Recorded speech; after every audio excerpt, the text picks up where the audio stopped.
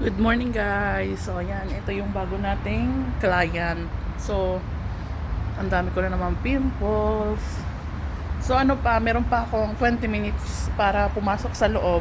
Medyo maaga tayo. Hinatid ko pa si Jacob sa school bago ako pumasok dito guys. Napakaganda dito kasi tingnan mo oh. Ang daming puno dito sa lugar na to. Tapos may malaking park. Malapit lang sa school to ni Jacob.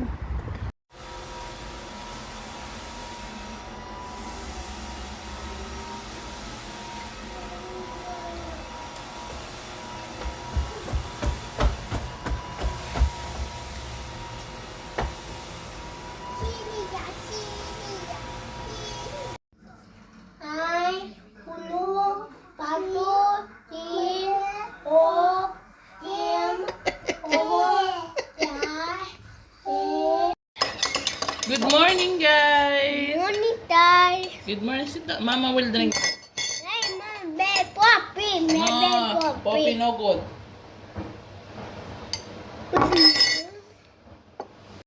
Go.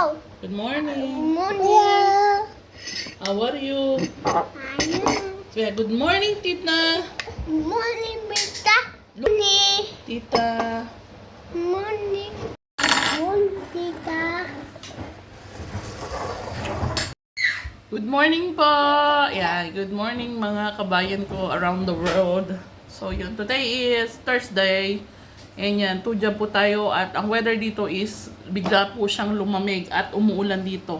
So, naligo ako. Yan, naligo kahit malamig ang tubig kasi sanay naman. Sabi ko, kailangan kong maligo kasi kahapon di ako nakaligo. Mainit kahapon, tapos biglang umulan. Alam nyo na, tapos nagtatrabaho tayo, hindi tayo naliligo.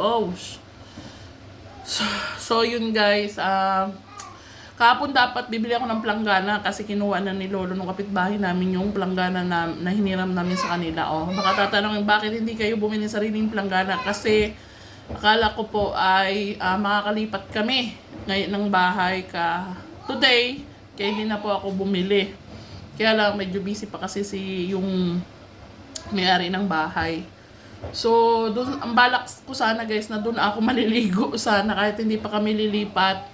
So, gusto ko munang tanggalin yung mga damit dito, yung lahat ng mga gamit. Wala naman kami masyadong gamit po. Ang mga gamit namin mga damit at kaunting yung mga bigay ng followers namin. Yung katulad ng crackpot, yung ganyan. So, wala po kaming gamit dito talaga sa Bucharest kung hindi nasa probinsya po. So, yun. Kaya lang na medyo busy kasi si ate, kaya hindi po kami nakalipat. Kaya sabi ko, kailangan ko talagang maligo. Kasi sanay naman ako maligo ng tubig ay galing po sa poso. Kasi di ba sa probinsya, ganun sa amin. Sa poso talaga kinukuha. Yung di bumbaba na ano. Yan, yung ganun po kami. So yun, naawa ng Diyos, nakaligo po ako. At inuna ko munang basain yung ulo ko. Kasi sabi naman po ng doktor, kasi yung dati kong client is doctor, sabi niya, Rona, you know that if you take a shower in the morning with the cold water, it's very good daw sa blood circulation sa katawan natin, healthy daw lalo na sa puso, ganyan. So, healthy din naman yung ginawa ko. Kaya lang alam mo yung pakiramdam na dumadampi yung malamig na tubig sa katawan mo. Ay, napapasigaw ako. So guys, sobrang na-miss ko po mag-vlog ng ganito. Kaya lang di kasi guys ako makapag-vlog kapag nagdo-double job ako. Tapos, pero dati nagagawa ko naman siya. Kaya lang ngayon guys, sobrang yung isa katulad ng ang pag part-time ko yung malayo, papunta doon, tapos basta ang hirap po. So sobrang na-miss ko po mag-vlog ng ganito. Pasensya na hindi pa masyado maayos ang ating hair. So guys, this morning habang nagkakape po ako, nag-i-scroll up down ako sa Facebook. So, napanood ko po yung, kilala niyo si Diwata, 'di ba? Si Diwata yung may Paris Overload na trending ngayon sa social media, sa mga vloggers, basta trending, maraming kumakain sa kanila. Alam mo yun, parang ano ako sa kanya, napanood ko yung video niya, yung bago lang na umiiyak siya, tapos parang may tinanong yung isang tao na yung kung ano anong pangyayari sa buhay mo, yung ayaw mo nang balikan. Tapos sabi ni Diwata po ay yung nung panahong nasa down yung buhay niya na pinipilit niyang ilaban yung buhay niya kasi 'di ba tumira siya sa tulay, hindi siya namamalimos na titinda po siya, nangangalakal. parang nakikita ko sa kanya yung sabi ko pati pangangalakal nga pinapasok ko na dito. Tapos dinidiscriminate siya ng ibang tao. Yung nilalaban na nga niya ang buhay niya. Tapos yung mga tao pang alam yung pinag-iisipan pa siya ng masama, binubuli siya. Parang naano lang ako sa kanya, may kaunting parang yung life ko sa kanya na alam mo yun, minsan talaga dumatating talaga sa buhay natin yung down ka, alam mo yung, pero hindi mo hindi mo iniisip o hindi mo hinahayaan na hanggat doon ka lang, hanggat may way ka pa, hanggat buhay ka, hanggat wala kang sakit, hanggat kaya mong baguhin yung buhay mo, nilalaban mo, parang gano'n, di ba? Nilalaban mo yung buhay mo, kahit yung iba pinagtatawanan ka na, kahit yung iba-iba yung iniisip sa'yo. Minsan yung katulad ng ginagawa ko, na nagtatrabaho ako ng 2 trabaho, 3, rumarakit pa ako sa gabi. Tapos ngayon na nakita ko na pwede palang kumita ka sa pagbote-bote plastic.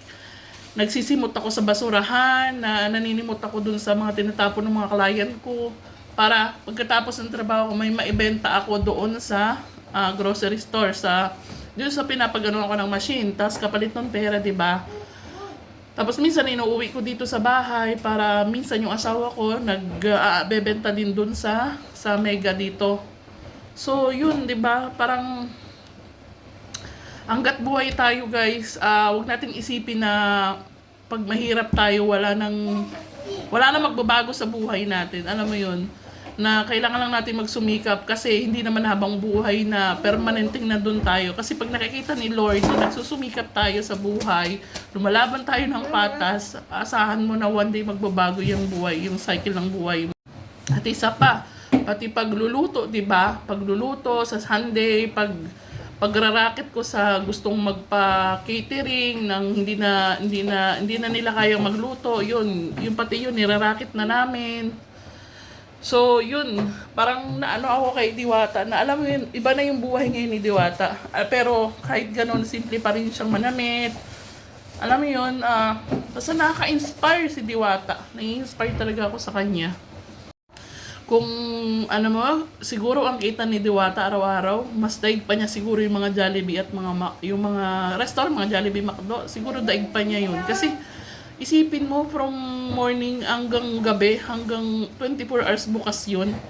Ay kung mga ilang tao yun, 100 something, di ba yung benta niya? Ang galing mo. Iba talaga si Lord kapag alam mo yun, nakikita ni Lord na lumalabang ka ng bata sa buhay, nagsusumikap ka, walang imposible talaga guys. Masipag kasing tao si Diwata. O diba guys, o sa iba dyan na yun, kung sa tingin mo ay parang bakit wala nang nangyari sa buhay mo, o bakit parang kahit anong gawin mo, maging inspirasyon po natin si Diwata. Kasi talaga nakaka-inspire po yung buhay niya. Na-inspire po ako sa buhay ni Diwata, talaga. So yun guys, yun, nag-aantay po ako kasi nagsalang ako ng rice para may kainin yung mga bata mamaya. Nagluto din po ako ng adobong manok, yung paa ng manok. Yan. So mamaya papasok na po ako. Inaantay ko lang yung asawa ko kasi nga bumili siya ng itlog. At si Jacob, gusto po niya ng kubos. Yung kubos, alam niyo siguro yun, yung nag-work sa Middle East dyan. So yung Lebanese bread, tapos mag-fry ka ng egg at gawin mong sandwich. Yun yung gusto ng mga bata. So yun guys, hanggang dito na lang po ang aking video for today. Maraming salamat po sa lahat ng mga sumusuporta sa aming Facebook page, May Diary Family, at syempre kay Mr. Petro. Hindi pa po siya makapag-upload ngayon. So, kasi sobrang busy din po dito guys sa bahay. Kaya saka nahihirapan din po kami magluto. Gawa nga na wala po kaming gas. Doon lang po siya nagluluto doon sa binili naming electric na na cooking. So, yun lang guys, hanggang dito na lang po, and hopefully guys na makalipat na po kami soon. Hindi naman agad makalipat doon na matutulog. Kailangan lang namin i-move yung mga gamit kasi nga kailangan namin magpintura dito sa bahay. Kasi may mga sulat-sulat yung mga bata. So, kailangan natin i-turn over yung bahay na maayos kasi maayos namang turn over sa atin. So, yun guys, hanggang dito lang po. Maraming salamat and God bless you all. Don't forget to follow our Facebook. At syempre, meron po kaming YouTube channel. Bye guys! Thank you so much, May Diary Angels. Bye!